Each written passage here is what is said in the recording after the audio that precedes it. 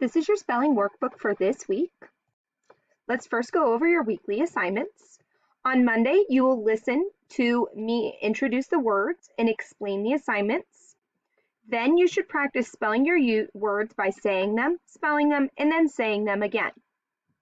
On Tuesday, you're going to use a chart to sort all of your words by the prefix.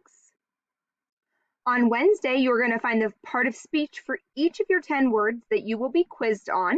Be sure to look at slides 6 and 7 to guide you for your answers.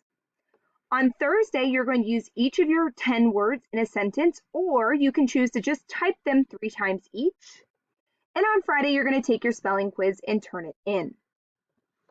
Let's first go over your list of spelling words.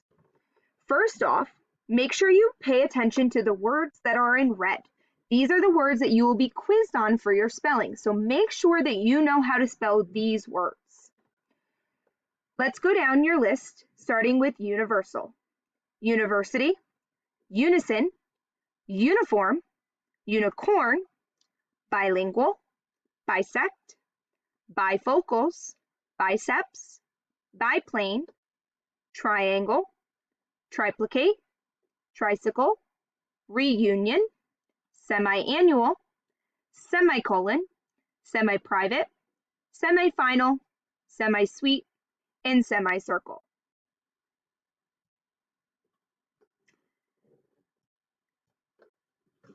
You can click on the video here to listen to me read the words in a definition as well as in a sentence, or you can click on the link here to just follow along and read the definitions and sentences on your own.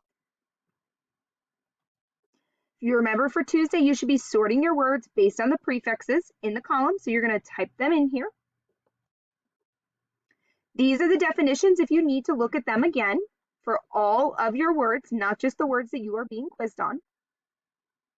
You'll notice here that I also have the part of speech, so if you need to, you can use that for the next slide. This is your activity for today, for Wednesday. You should be writing in the part of speech for each of your words. Again, go back to the word list and definitions if you need help. For Thursday, you have 2 slides. You have slide 9 and slide 10.